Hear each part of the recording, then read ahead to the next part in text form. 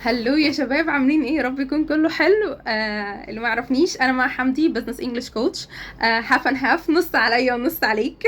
اوكي، دي كده يعني مقدمة بسيطة، تقدروا تدخلوا على هاف اند هاف وتشوفوا مع حمدي. اما بالنسبة اللي متابع برضو من ايام بقى مع حمدي و2020 و2019 اللي انا كنت بصور فيديوز وبنزل وكده، وهوب بقالي سنتين ونص 3 انا شبه مختفيه. يعني قولوا لي عادي، ما تكسفيش، انت اختفيتي، مفيش اي مشكله خالص. تمام. ف اللي خلاني اصور الفيديو دوت بنوته بصراحه الصبح شجعتني جدا، تحت عنوان انت مش لوحدك. ربنا يا جماعه، احنا لوحدنا، دي حصتنا كلنا وشيلتنا كلنا نفس الشيله والله. تمام. في بعض الحاجات انا هتكلم فيها في الفيديو دوت، احنا اتكلمنا فيها الصبح يعني انا اتكلمت فيها الصبح، كان نقاش جميل بصراحه ما بيني وما بينها. she's an English instructor. هي مدرسه انجلش by the way. و اتكلمنا في ايه بقى؟ هي عايزه تبدا تعمل البيج بتاعتها، ويا ما بدات ازاي؟ طب الفيديوهات، طب اتعلمتي مونتاج فين؟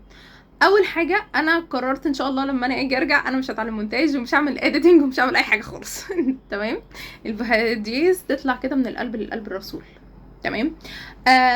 انا كان بيجي لي كم انتقادات على الباك جراوند، على الاديتنج، على اللايتنج، على الاضاءه. والله يا جماعه بصوا، شكرا جدا جدا ليكم وكل الفيدباك اللطيفه ديت بتاعتكم، ثانك يو.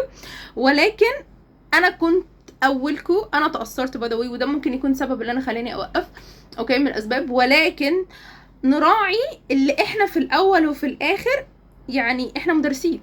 انا مدرسه والله يا جماعه. لا بتاعت اضاءه ولا بتاعت صوت ولا بتاعت مونتاج، ولا بشتغل الحاجات دي خالص، اوكي، باي ذا واي. ولا برضو بشتغل كونتنت كرييشن، ولا انا اعمل ماركتنج والكلام ده كله، اطلاقا اطلاقا. انت كمدرس، اوكي، والكلام اللي احنا اتناقشنا فيه، انت عندك حاجات كتير في الخلفيه. واحد، انت محتاج تطور من نفسك. انت كمدرس ما تفتكرش ان احنا كازن انستراكتورز احنا بنطور من، يعني بنفضل عند ليفل معين ما بنطورش. لا، انت محتاج تطور من نفسك، ومحتاج تطور من الكونتنت بتاعك، ومحتاج تطور من الكونتنت اللي هينزل على السوشيال ميديا، ومحتاج ان انت تصور فيديوز تطلع بنفسك، ومحتاج ان انت تعمل لها اديتنج، ومحتاج ان انت تشوف الكادر والاضاءه والليله الجميله ديت.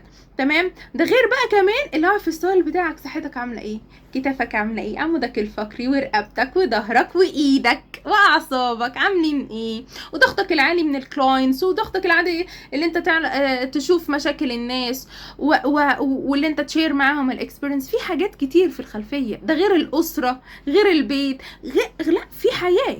تمام. بس انت بتحط اولويات.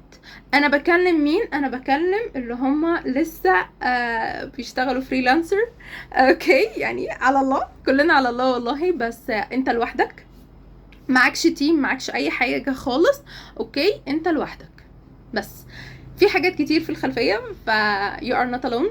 انت مش لوحدك، انت بالظبط هتفضل في الحسل ديت وهتلف فيها كتير.